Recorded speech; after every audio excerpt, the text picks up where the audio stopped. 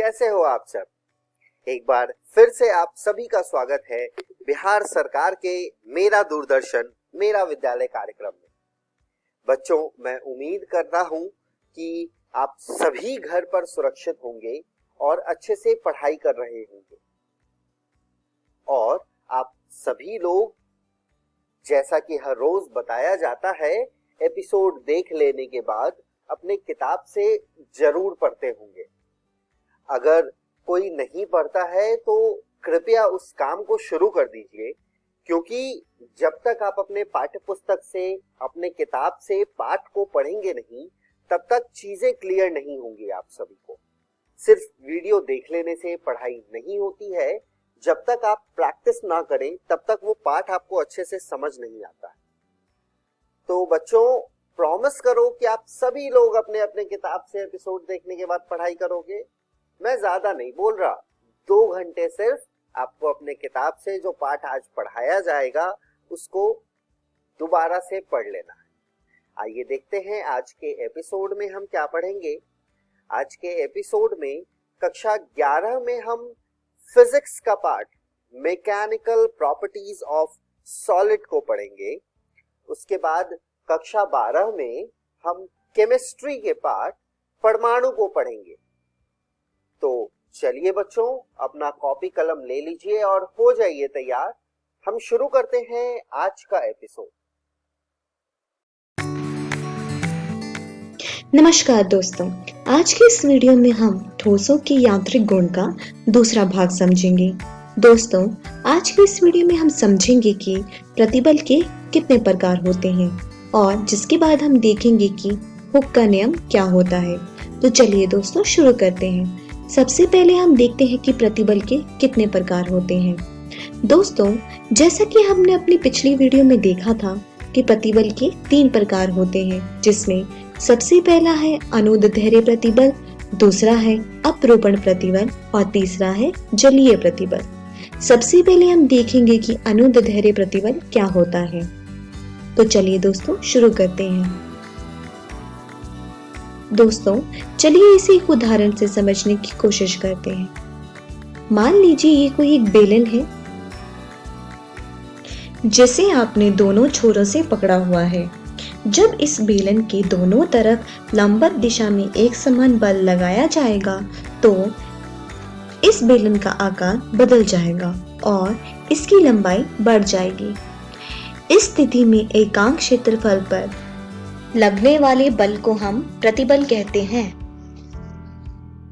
यदि प्रत्यारोपित बलों के कार्य से बेलन संपीड़ित हो जाए तो एकांक क्षेत्रफल पर प्रत्यानयन बल को हम संपीड़न प्रतिबल कहेंगे। तो दोस्तों, तनन या संपीड़न प्रतिबल को ही अनुदैर्ध्य प्रतिबल कहा जा सकता है। इसमें दोनों ही स्थितियों में बेलन की जो लंबाई होती है उसमें अंतर हो जाता है। बेलन की लंबाई में परिवर्तन डेल्टा एल तथा उसकी प्रारंभिक लंबाई एल के अनुपात को हम अनुदैर्ध्य विकृति कहते हैं, जिसमें अनुदैर्ध्य विकृति बराबर है डेल्टा एल भाग एल के। चलिए अब आगे बढ़ते हैं और देखते हैं कि अपरूपण प्रतिबल क्या होता है। दोस्तों, मान लीजिए ये कोई एक बेलन है। यदि 2 बराबर और विरोधी विरूपक बल बेलन के अनुप्रस्थ परिच्छेद के समानांतर लगाए जाएं तो बेलन के सम्मुख फलकों के बीच सापेक्ष विस्थापन हो जाता है। लगाए गए स्पर्शी बलों के कारण एकांक क्षेत्रफल पर उत्पन्न प्रत्यानयन बल को हम अपरूपण प्रतिबल कहते हैं।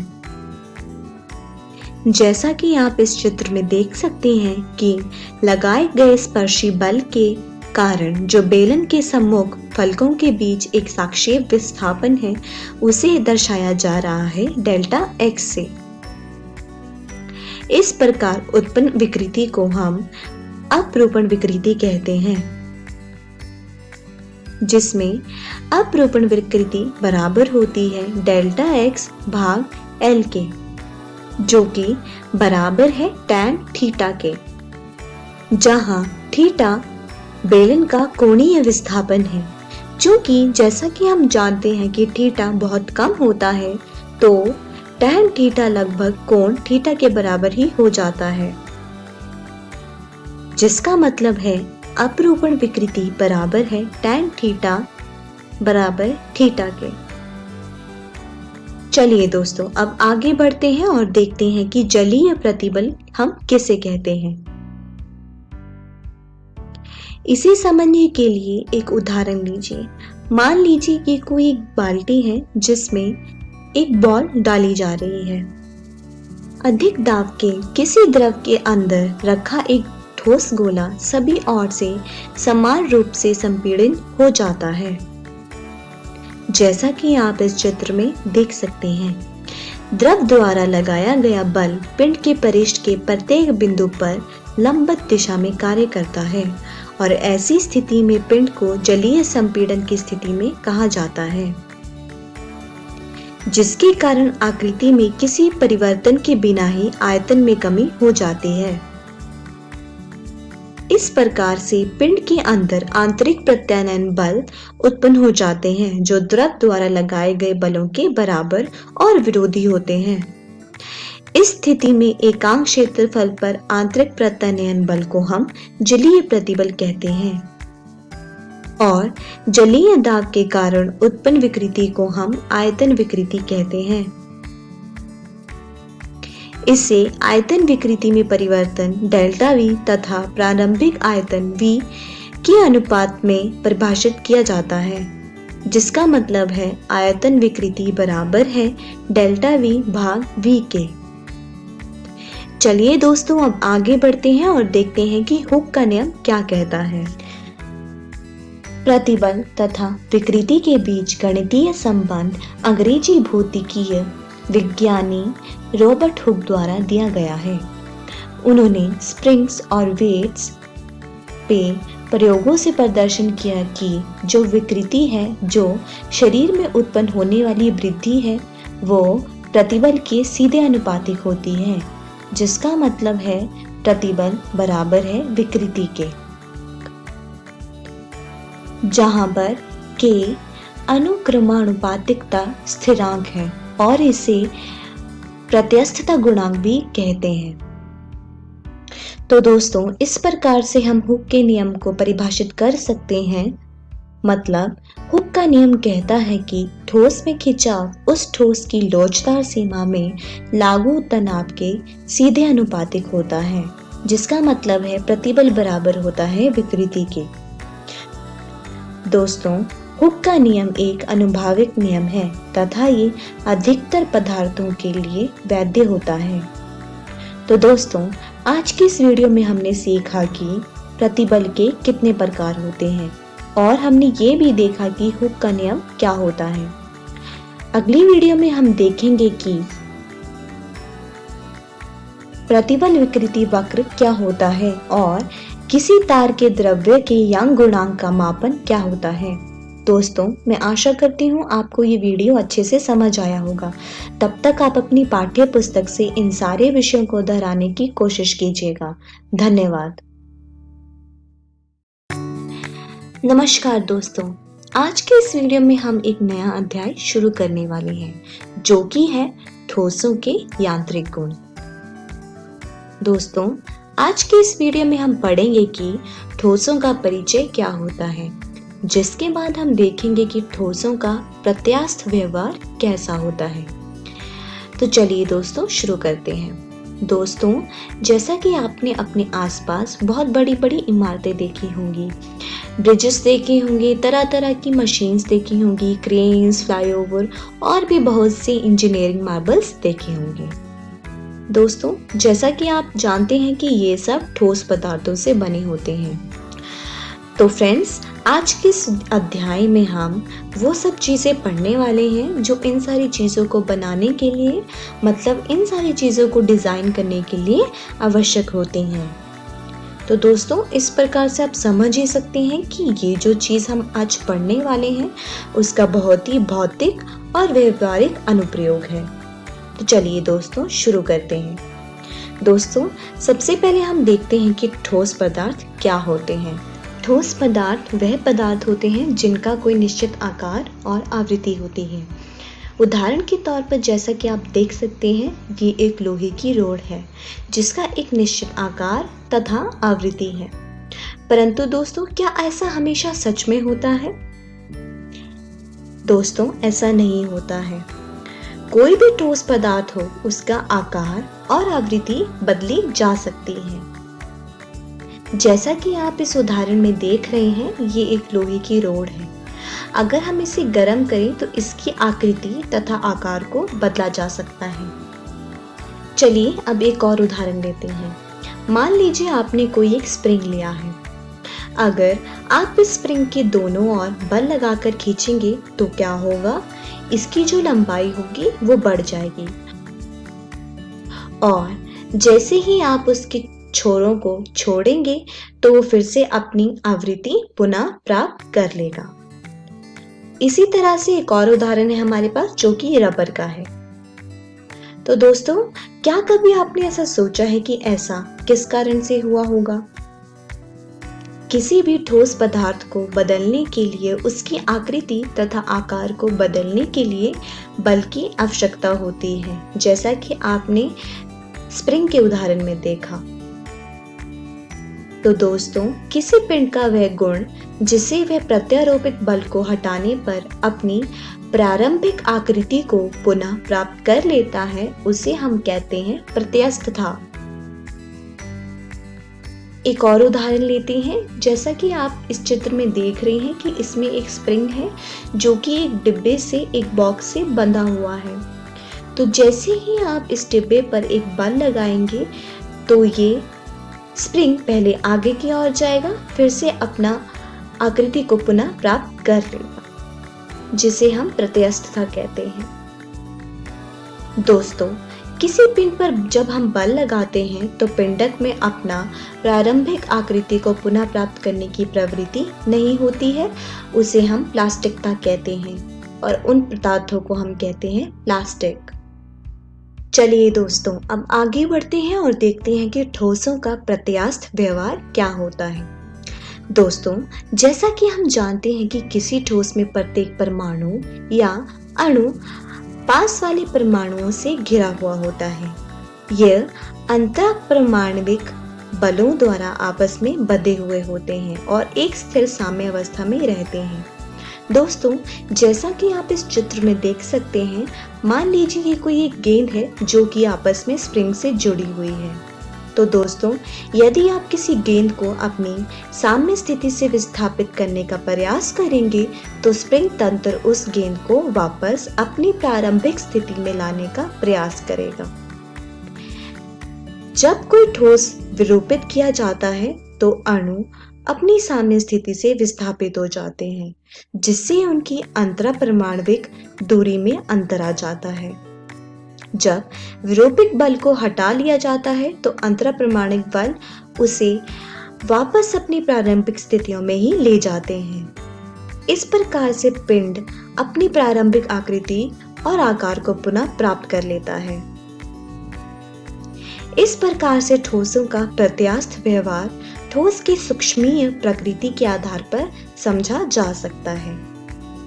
चलिए दोस्तों, अब आगे बढ़ते हैं और देखते हैं कि प्रतिबल तथा विकृति क्या होती हैं। चलिए दोस्तों, सबसे पहले हम देखते हैं कि प्रतिबल क्या होता है। दोस्तों, इसे समझने के लिए एक उदाहरण लेते हैं। मान लीजिए ये कोई एक चित्र है जिसमें आपको एक बॉक्स एक स्प्रिंग के द्वारा संलग्न दिखाई दे रहा है। तो दोस्तों, मान लीजिए इस जो पिंड का है वो क्षेत्रफल A है और इसमें जो बल का मान है वो F है। तो दोस्तों, जब किसी पिंड पर एक बल लगाया जाता है तो उसमें थोड़ा या अधिक विरूपण हो जाता है, जो पिंड के द्रव्य की प्रकृति तथा विरूपक बल के मान पर निर्भर करता है। जब किसी पिंड पर एक विरूपक बल लगाया जाता है तो उसमें एक प्रत्यायन बल विकसित हो जाता है, जैसा कि आप इस चित्र में देख ही रहे हैं। ये प्रत्यायन बल मान में प्रत्यारोपित बल के बराबर तथा दिशा में उसके विपरीत होता है।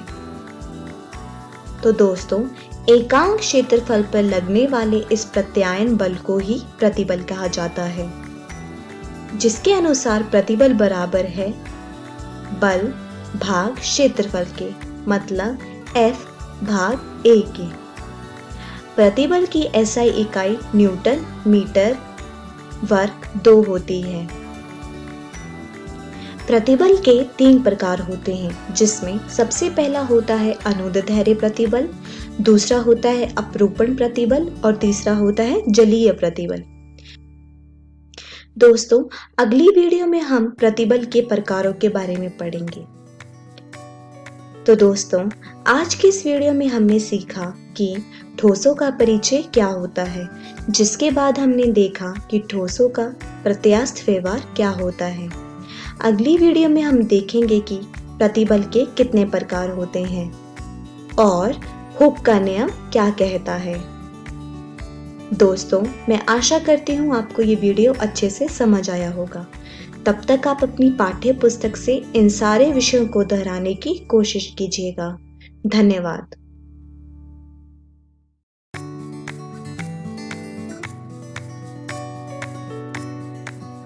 प्रतिबल की इकाई क्या है?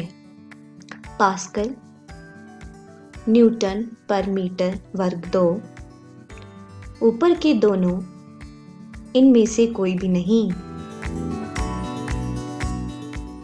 निम्न में से कौन सा आदर्श प्लास्टिक के करीब है?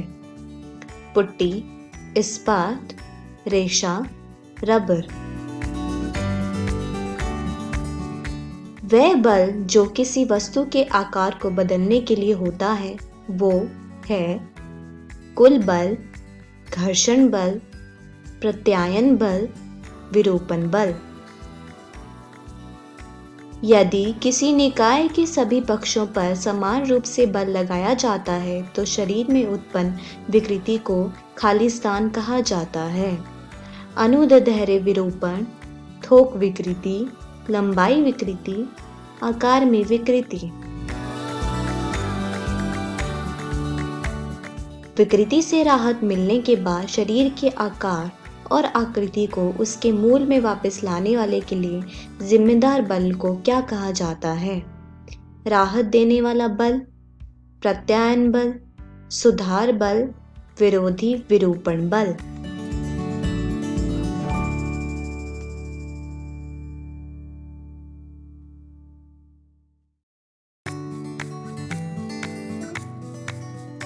पुलों के निर्माण में उपयोग किए जाने वाले बीम जैसे समर्थन आदि में एक क्रॉस सेक्शन होता है जो वर्णमाला जैसा दिखता है।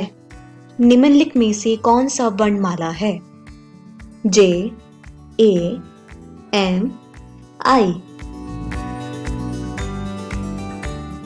हुक के नियम में कहा गया है कि प्रतिबल सीधे विकृति के अनुपातिक है। प्रतिबल प्रतिबल के विपरीत अनुपातिक है। विकृति यंग के मापक में समानुपाती है। प्रतिबल और विकृति एक दूसरे से स्वतंत्र हैं। किसी पिंड पर जब बल लगाते हैं तो पिंडक में अपना प्रारंभिक आकृति को पुनः प्राप्त करने की प्रवृत्ति नहीं होती। उसे क्या कहते हैं? प्रत्यायन, प्लास्टिकता, प्रत्यस्थता, विरोधी विरूपण बल। प्रतिबल को कैसे दर्शाया जाता है?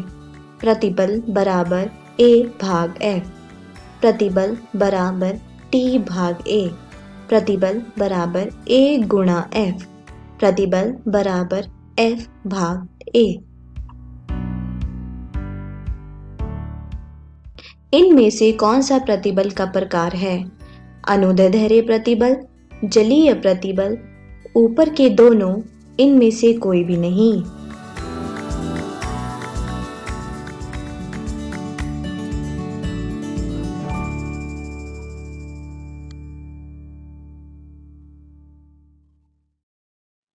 हेलो दोस्तों, आज की इस कक्षा में आप सभी का स्वागत है।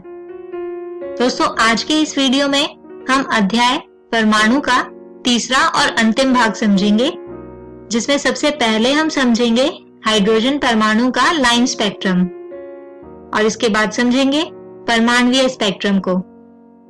तो आइए शुरू करते हैं पहले विषय हाइड्रोजन परमाणु के लाइन स्पेक्ट्रम को। दोस्तों, बोर के मॉडल के तृतीय अभिग्रहित के अनुसार जब कोई परमाणु उच्च ऊर्जा स्थिति जिसकी क्वांटम संख्या Ni है उससे निम्न ऊर्जा स्थिति जिसकी क्वांटम संख्या Nf है इसमें संक्रमण करता है, तब ऊर्जा के इस अंतर को आवृत्ति न्यू का एक फोटोन वहन कर लेता है, जहां न्यू का मान होता है me⁴ बटे 8 एप्सिलॉन नॉट की घात 2 h⁻³ ब्रैकेट 1 बटे nf⁻2 घटा 1 बटे ni⁻2 और यहाँ me⁴ बटे 8 एप्सिलॉन नॉट की घात 2 h⁻³ को रिडबर्ग नियतांक कहा जाता है, जिसका मान होता है 1.097 गुणा 10 की घात 7 प्रति मीटर। दोस्तों, जब इलेक्ट्रॉन उच्च ऊर्जा स्थिति से निम्न ऊर्जा स्थिति में आते हैं तो फोटोन उत्सर्जित होते हैं।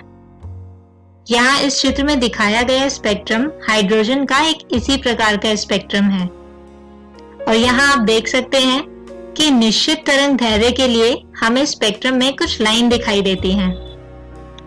इसके अतिरिक्त जब कोई परमाणु फोटोन को अवशोषित करता है जिसकी ठीक वही ऊर्जा है जो किसी इलेक्ट्रॉन को निम्न ऊर्जा स्थिति से उच्च ऊर्जा स्थिति में संक्रमण के लिए आवश्यक होती है, यहाँ आप इस चित्र में देख सकते हैं कि किसी श्वेत प्रकाश से बनने वाले स्पेक्ट्रम कुछ ऐसा दिखाई देता है, किंतु कुछ फोटोन से ऊर्जा अवशोषित होने के कारण बाद में प्राप्त होने वाले स्पेक्ट्रम में से वो तरंग दैर्ध्य गायब होती हैं और स्पेक्ट्रम कुछ ऐसा दिखाई पड़ता है। दोस्तों, यहाँ पर अदीप्त रेखाएं उन आवृत्तियों को निर्दिष्ट करती हैं जो गैस के परमाणुओं द्वारा अवशोषित की गई हैं। हाइड्रोजन परमाणु के स्पेक्ट्रम का बोर मॉडल द्वारा दिया गया स्पष्टीकरण एक प्रतिभाशाली महान उपलब्धि था, जिसने आधुनिक क्वांटम सिद्धांत की प्रगति को अत्यधिक प्रोत्साहित किया और इसके लिए सन 1922 में बोर को भौतिकी में नोबेल पुरस्कार से सम्मानित किया गया। चलिए दोस्तों, अब बात करते हैं परमाणुीय स्पेक्ट्रम की। दोस्तों, जैसा कि हमने देखा कि किसी परमाणु का स्पेक्ट्रम कक्षा में घूमने वाले इलेक्ट्रॉन के द्वारा ऊर्जा के अवशोषण या उत्सर्जन के कारण बनता है। जैसे यहाँ पर इस इलेक्ट्रॉन के द्वारा श्वेत प्रकाश के पीले रंग वाली तरंग दैर्ध्य को पहले अवशोषित किया जाता है, जिससे यह इलेक्ट्रॉन अधिक ऊर्जा वाली कक्षा में चला जाता है, किंतु यह इलेक्ट्रॉन यहाँ स्थिर नहीं रह पाता और कुछ समय बाद ही अपनी पुरानी तथा स्थिर कक्षा में वापस लौट आता है। इस प्रक्रिया में यह अवशोषित ऊर्जा का निष्कासन करता है, जिससे प्राप्त होता है केवल उसी तरंग दैर्ध्य का स्पेक्ट्रम और इस प्रकार के स्पेक्ट्रम को कहा जाता है उत्सर्जन रैखिक स्पेक्ट्रम। श्वेत प्रकाश के किसी निश्चित भाग का अवशोषण होने पर स्पेक्ट्रम में उस जगह पर काली रेखा आ जाती है तथा इस प्रकार के स्पेक्ट्रम को कहते हैं अवशोषण स्पेक्ट्रम। अर्थात स्पेक्ट्रम दो प्रकार के होते हैं, अवशोषण तथा उत्सर्जन रैखिक स्पेक्ट्रम। इंग्लिश में इन्हें absorption and emission line spectrum कहा जाता है और यह स्पेक्ट्रम प्रत्येक तत्व के लिए भिन्न भिन्न होते हैं। दोस्तों, यहाँ इस चित्र में हाइड्रोजन के दोनों प्रकार के स्पेक्ट्रम दर्शाए गए हैं। यहाँ यदि आप ध्यान दें तो आप पाएंगे कि दोनों ही प्रकार के स्पेक्ट्रम में रेखाओं के बीच की दूरी लगातार बढ़ती जाती है। इसी दूरी के आधार पर मुख्यतः 5 श्रेणियों का पता चलता है, जो इस प्रकार हैं: बामर श्रेणी, लाइमैन श्रेणी, पाशन श्रेणी, ब्रैकेट श्रेणी तथा फुंट श्रेणी। आइए अब इन श्रेणियों के बारे में विस्तार से जानते हैं। दोस्तों, जैसा अभी हमने देखा कि जैसे जैसे तरंग दैर्ध्य घटती जाती है, वैसे ही रेखाओं के बीच की दूरी भी घटती जाती है। सबसे पहले बामर ने इन रेखाओं की प्रेषित तरंग दैर्ध्यों के लिए एक सरल सूत्र दिया, जो कुछ इस प्रकार था: 1/λ बराबर r ब्रैकेट 1/nf⁴ घटा 1/ni⁴।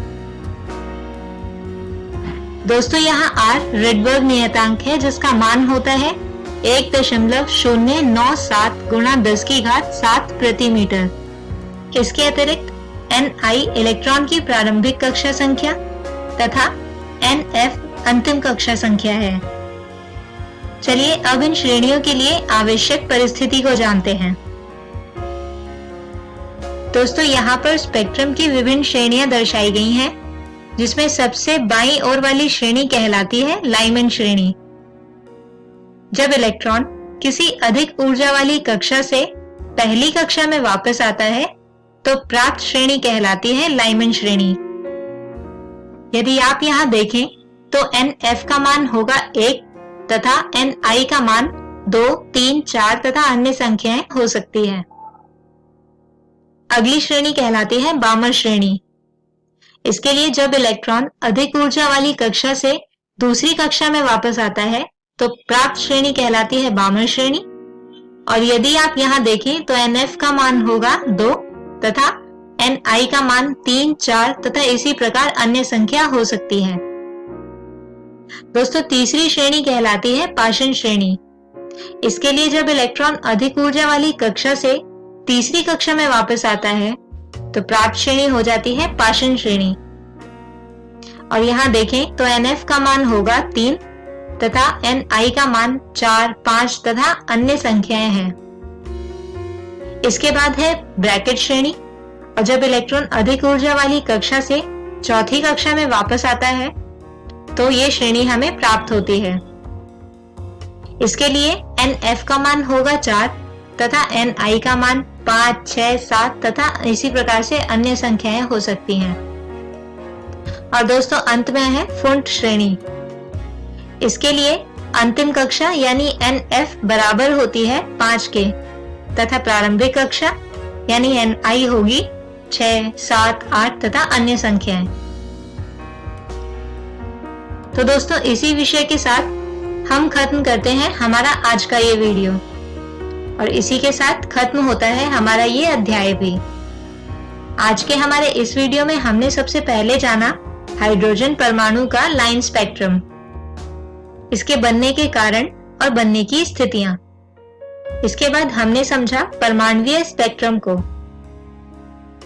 अगले वीडियो में हम शुरू करेंगे एक नया अध्याय, अध्याय 13, जिसका नाम है नाभिक। तब तक के लिए गुड बाय।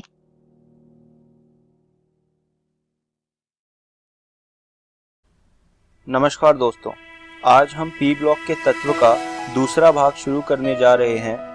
वीडियो को शुरू करने से पहले आइए देखते हैं कि आज हम कौन कौन सी चीज़ों के बारे में बात करने वाले हैं। इस वीडियो में सबसे पहले हम वर्ग 15 के यौगिकों के बारे में पढ़ेंगे, उसके बाद हम नाइट्रोजन के ऑक्साइड के बारे में पढ़ेंगे और आखिरी में हम फास्फोरस के ऑक्सो अम्ल के बारे में पढ़ेंगे। तो आइए शुरू करते हैं वर्ग 15 के यौगिकों से। लास्ट वीडियो में हमने डाइनाइट्रोजन की बात करी थी, अब यहाँ से हम शुरू करेंगे अमोनिया से। अमोनिया कम मात्राओं में वायु तथा मिट्टी में उपस्थित रहती है, जहाँ यह नाइट्रोजन युक्त कार्बनिक पदार्थों के विघटन से बनती है। अभी आपके सामने एक रिएक्शन आई होगी, इसमें आप देख सकते हैं कि जब यूरिया का विघटन हो रहा है तो उससे अमोनिया गैस भी निकल रही है। अगर हम बात करें कि व्यापक स्तर पर इसे कैसे बनाया जाता है, तो व्यापक स्तर पर इसे हाबर प्रक्रम के द्वारा बनाया जाता है। हाबर प्रक्रम के बारे में हमने डाइनाइट्रोजन वाले भाग में भी पढ़ा था। हाबर प्रक्रम में क्या होता है, हम डाइनाइट्रोजन को हाइड्रोजन के साथ रिएक्ट करवाते हैं और उससे हमें अमोनिया मिलती है। अब हम बात करेंगे अमोनिया के गुणों की। अमोनिया एक तीखी गंध वाली रंगहीन गैस है। जल की भांति ही द्रव और ठोस अवस्थाओं में यह हाइड्रोजन बंधों द्वारा बंधित होती है। अमोनिया का अणु त्रिकोणीय पैरामिडी है। यहाँ से प्रश्न आ सकता है, तो इस पॉइंट को आप बहुत ही अच्छे से अपने दिमाग में रखिएगा। अमोनिया गैस जल में अत्यधिक विलेय है, मतलब ये जल में बहुत ही आसानी से घुल जाती है। यहाँ पर आप रिएक्शन देख सकते हैं, NH3 को जब हम जल में डालेंगे तो NH4+ और OH- बनता है। यहाँ पर OH- आयन बनने के कारण इसका जलीय विलयन दुर्बलतः क्षारीय है, मतलब वीकली बेसिक होता है इसका सॉल्यूशन। अब हम बात करते हैं अमोनिया की अभिक्रियाओं के बारे में। ये कुछ अमोनिया की अभिक्रिया है। ZnSO4 के साथ अगर आप अमोनिया की रिएक्शन करवाएंगे तो आपको व्हाइट पीपीटी मिलेगी, यानी कि श्वेत अवशेप, और सेम चीज आपको FeCl3 के साथ भी देखने को मिलेगी। तो ये 2 रिएक्शन हैं अमोनिया की। इसके अलावा ये 3 रिएक्शन और हैं। अगर आप Cu2+ में अमोनिया डालते हैं तो वो डीप ब्लू कलर का एक सॉल्यूशन दे देता है।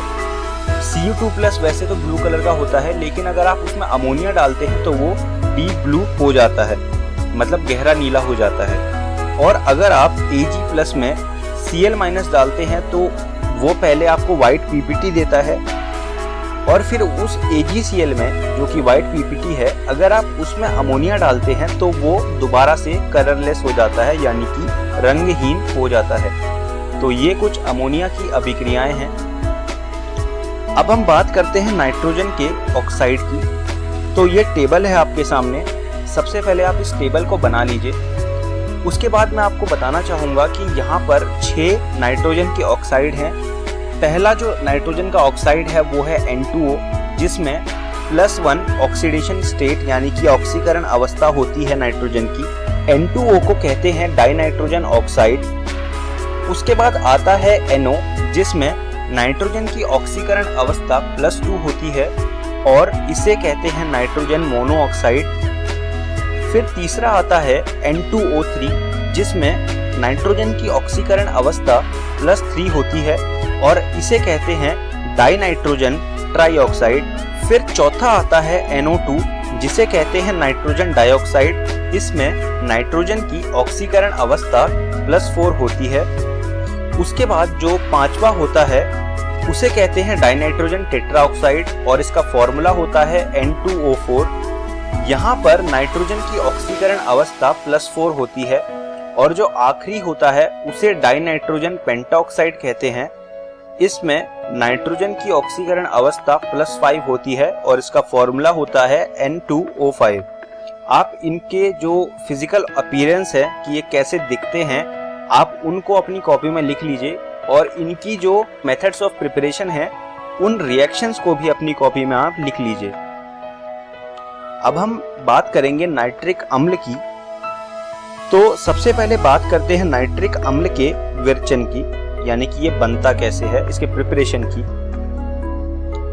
तो नाइट्रिक अम्ल को बनाने के लिए हम NaNO3 और H2SO4 का आपस में रिएक्शन कराते हैं। इसमें 2 चीजें बनती है, पहला NaHSO4 और दूसरा HNO3। व्यापक स्तर पर यह मुख्यतः ओस्टवाल्ड प्रक्रम द्वारा बनाया जाता है। ओस्टवाल्ड प्रक्रम कुछ इस प्रकार है। हम क्या करते हैं, NH3 को वायु से ली गई ऑक्सीजन के साथ रिएक्ट करवाते हैं और इसे हम 500 केल्विन के टेम्परेचर पर रिएक्ट करवाते हैं। तो इससे हमें मिलता है NO और साथ में हमें मिलता है H2O। अब हम इस मिले हुए NO का रिएक्शन करवाते हैं दोबारा से ऑक्सीजन के साथ, हमें मिलता है NO2। फिर हम इस NO2 को पानी में मिला देते हैं तो हमें HNO3 मिल जाता है, जो कि हमारा नाइट्रिक अम्ल या फिर नाइट्रिक एसिड कहलाता है। तो ये ओस्टवाल्ड प्रक्रम है और ये बहुत ही ज़्यादा इम्पोर्टेंट है। एग्जाम में हाबर प्रक्रम और ओस्टवाल्ड प्रक्रम को पूछा ही जाता है, तो आप इस चीज़ को अपनी कॉपी में लिख लीजिए और इसको आप याद रखिएगा, इसकी रिएक्शंस को आप याद रखिएगा।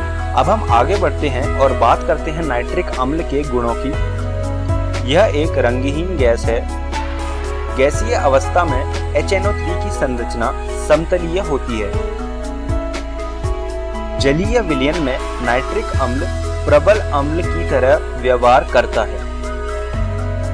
जैसे कि आप देख सकते हैं, अगर आप HNO3 को पानी में मिला दें तो ये H3O+ आयन देगा और साथ में NO3- देगा। चूंकि ये H3O+ आयन दे रहा है तो यहाँ से ही ये पता चलता है कि ये एक प्रबल अम्ल है। सांद्र नाइट्रिक अम्ल प्रबल ऑक्सीकारक है। आप ये चीज आगे देखेंगे जब आप ऑर्गेनिक केमिस्ट्री पढ़ेंगे, वहां पर आपको ये चीज देखने को मिलेगी कि जो सांद्र नाइट्रिक अम्ल है उसको हम लोग ऑक्सीकारक के रूप में बहुत ज़्यादा इस्तेमाल करेंगे।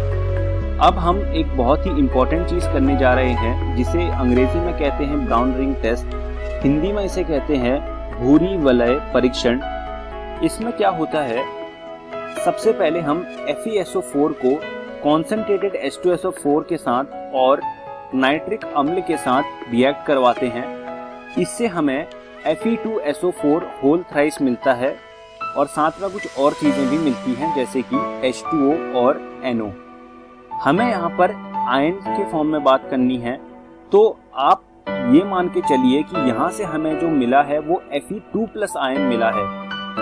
फिर हम क्या करते हैं, जो FeSO4 मिला होता है हमको, हम उसका रिएक्शन करवा देते हैं NO के साथ और उसके बाद जो हमें कंपाउंड मिलता है जो कि कुछ इस प्रकार है FeNO H2O 5SO4।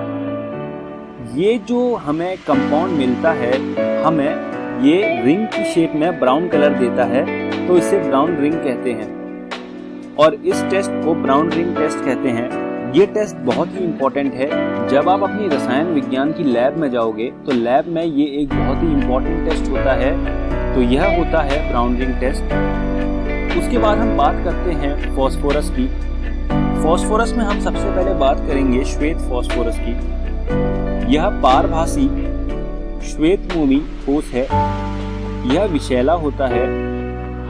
यह जल में अविलेय परंतु कार्बन डाइसल्फाइड में विलेय होता है तथा अंधेरे में चमकता है। यह जल में अविलेय क्यों होता है और कार्बन डाइसल्फाइड में विलेय क्यों होता है, ये जानते हैं। किसी भी चीज को अगर आप किसी दूसरी चीज में विलेय कराना चाहते हैं तो उसके लिए ये होना बहुत ज़रूरी है कि वो या तो पोलर हो, वो दोनों चीज़ें या तो पोलर हो या वो दोनों चीज़ें नॉन पोलर हो। श्वेत फॉस्फोरस नॉन पोलर होता है जबकि जल पोलर होता है, इसलिए वो जल में अविलेय है। लेकिन अगर बात करें कार्बन डाइसल्फाइड की तो कार्बन डाइसल्फाइड भी नॉन पोलर होता है, तो इसीलिए कार्बन डाइसल्फाइड में श्वेत फॉस्फोरस विलेय होता है। इसके अलावा श्वेत फॉस्फोरस अंधेरे में चमकता है। अगर हम इसकी रिएक्शन देखें NaOH के साथ, तो NaOH के साथ रिएक्शन करके ये PH3 देता है। अब हम बात करेंगे लाल फॉस्फोरस के बारे में। यह श्वेत फॉस्फोरस को 573 केल्विन में कई दिनों तक गर्म करने से बनता है। यह गंधहीन, अविशैला तथा जल एवं कार्बन डाइसल्फाइड में अविलेय है। यह अंधेरे में दीप्त नहीं होता। लाल फॉस्फोरस श्वेत फॉस्फोरस की तुलना में बहुत कम क्रियाशील होता है। अब हम बात करेंगे काला फॉस्फोरस के बारे में। इसे अंग्रेजी में ब्लैक फॉस्फोरस कहते हैं।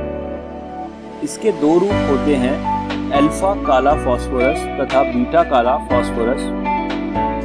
लाल फॉस्फोरस को 803 केल्विन पर बंद नलिका में गर्म करने पर अल्फा काला फॉस्फोरस बनता है। बीटा काला फॉस्फोरस श्वेत फॉस्फोरस को 473 केल्विन ताप तथा उच्च दाब पर गर्म करके बनाया जाता है। उसके बाद हमें बात करनी है फॉस्फीन की। सबसे पहले हमें देखना है फॉस्फीन का विरचन। ये रिएक्शन हमने पहले भी देखी थी।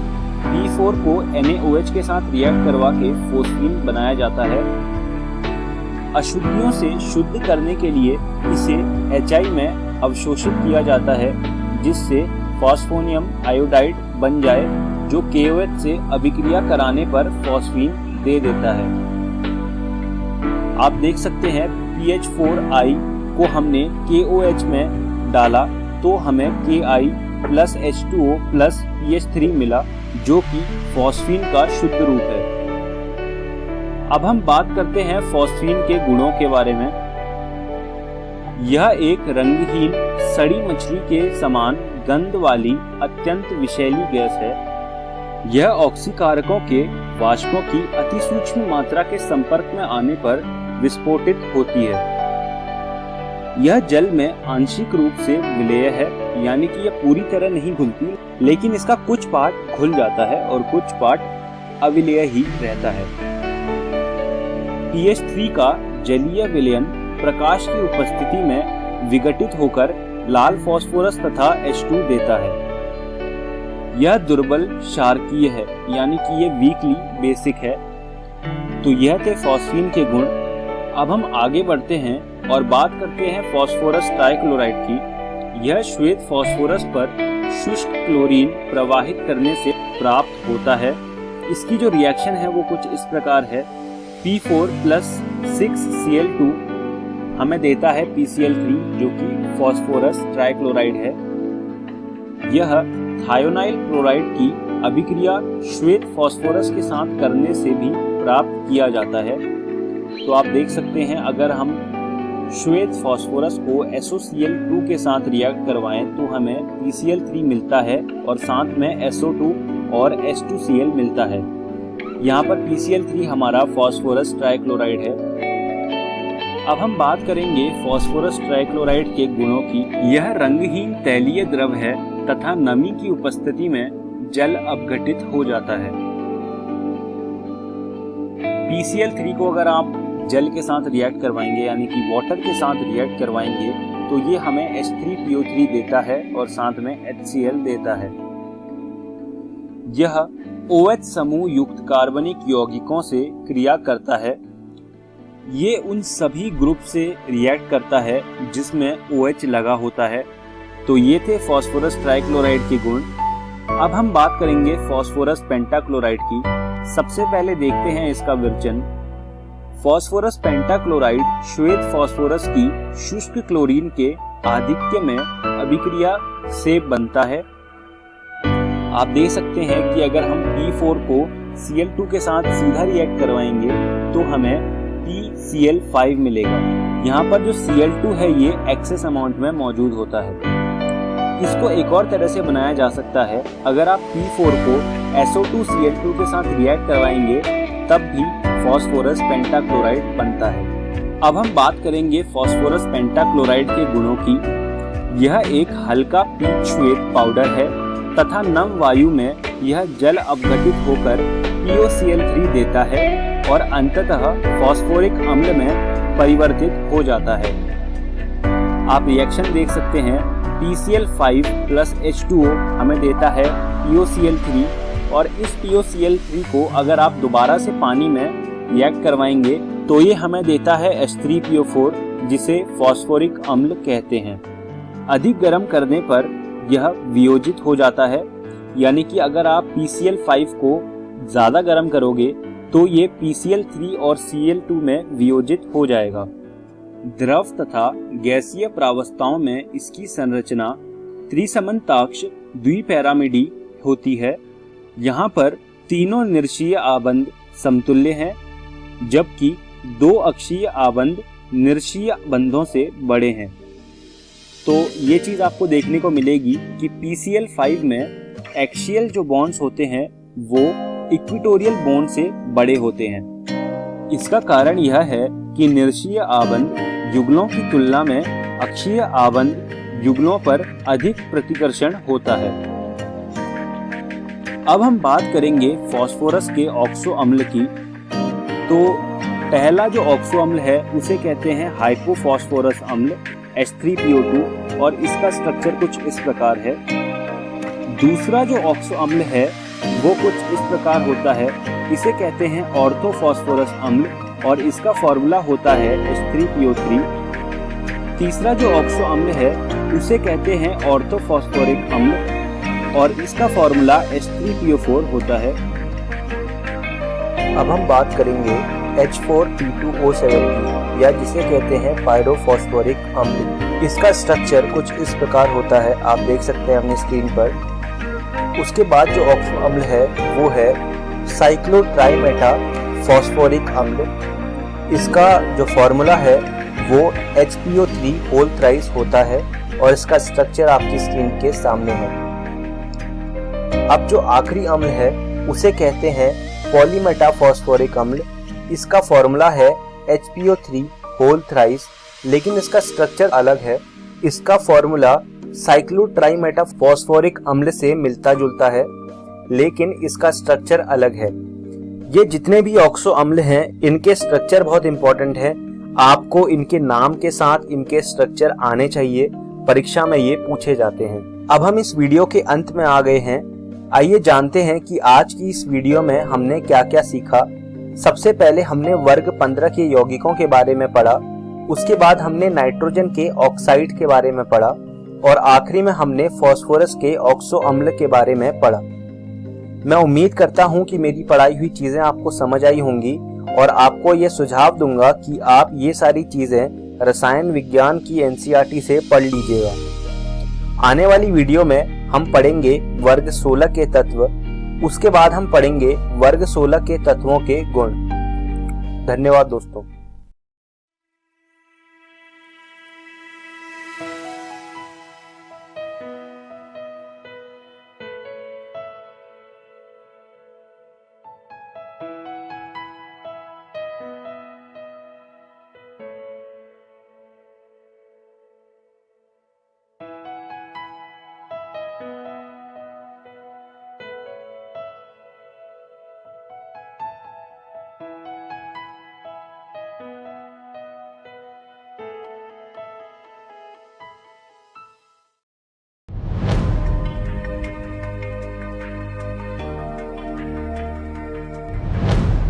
साइंस, टेक्नोलॉजी और इनोवेशन। बदलता भारत, एक नया भारत। बदलते भारत की इस तस्वीर में बच्चे भी अपने इनोवेशन से रंग भर रहे हैं। बच्चों के नए नए आइडिया बड़ी बड़ी समस्याओं का समाधान सुझा रहे हैं। जैसे अंडमान और निकोबार के सयान अख्तर शेख ने गैस सिलेंडर के कैप को आसानी से खोलने का औजार बनाया है।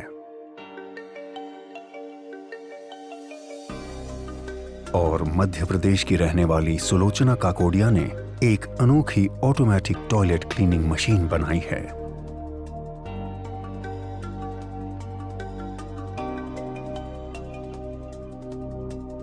भारत सरकार का विज्ञान एवं प्रौद्योगिकी विभाग DST और राष्ट्रीय नव प्रवर्तन प्रतिष्ठान भारत NIF ऐसे ही लाखों नन्हे इनोवेटर्स को देश भर से ढूंढने का प्रयास कर रहे हैं। और इस अभिनव प्रयास का माध्यम है इंस्पायर अवार्ड्स मानक। इस प्रतियोगिता में कक्षा 6 से 10 तक के स्कूली बच्चे भाग लेते हैं, जिसमें सबसे पहले स्कूलों में प्राध्यापक द्वारा आइडिया प्रतियोगिता आयोजित की जाती है।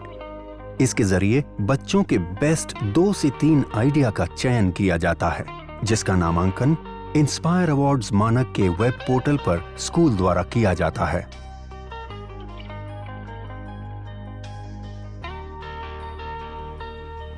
प्रतियोगिता में देश भर से लाखों विचारों को एकत्र किया जाता है। फिर 1 लाख सर्वश्रेष्ठ विचारों का चयन कर उन्हें प्रोटोटाइप बनाने के लिए 10,000 रुपए की आर्थिक सहायता दी जाती है।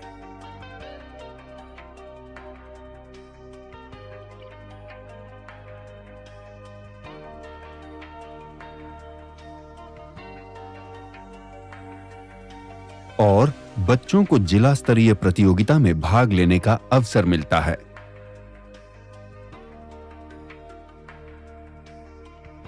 इसके बाद 10,000 आइडिया को राज्य स्तरीय प्रदर्शनी में भाग लेने का मौका मिलता है, जहां से श्रेष्ठ 1000 आइडिया को राष्ट्र स्तरीय प्रतियोगिता के लिए चयनित किया जाता है।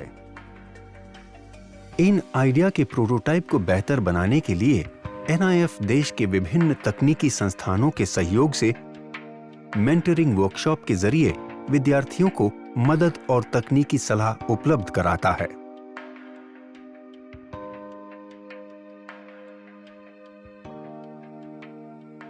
राष्ट्रीय स्तर की प्रदर्शनी में श्रेष्ठतम 60 को राष्ट्रीय पुरस्कार के लिए चयनित किया जाता है।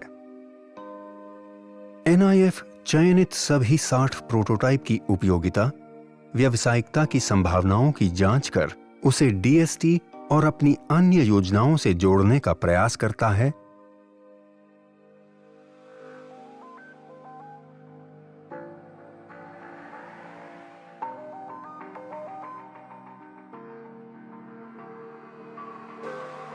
तथा वार्षिक festival of innovation and entrepreneurship में उनकी प्रतिभागिता कराता है।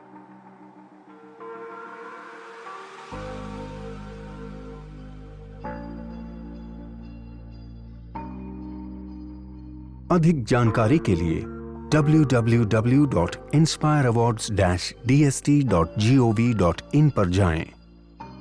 आइए लाखों विद्यार्थियों को भविष्य के इनोवेटर्स बनने में हम भी मदद करें और उन्हें कुछ नया और बेहतर करने के लिए प्रेरित करें और इन बच्चों के आइडिया के जरिए एक नया भारत बनाएं।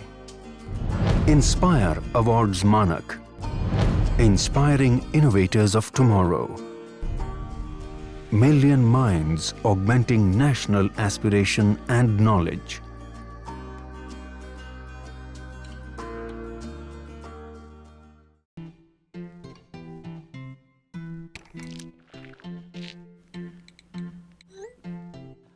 देखो, हाथ बेचारा अपना काम करते करते खुद ही कोरोना वायरस बन रहा है।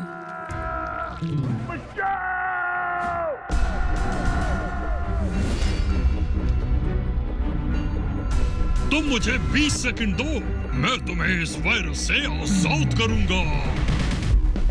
ये ले, ये भी ले।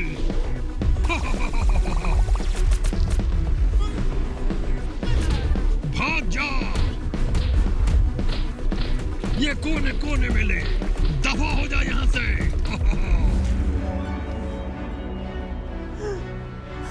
मैं जीत गया। मिलते रहना दिन में कई बार।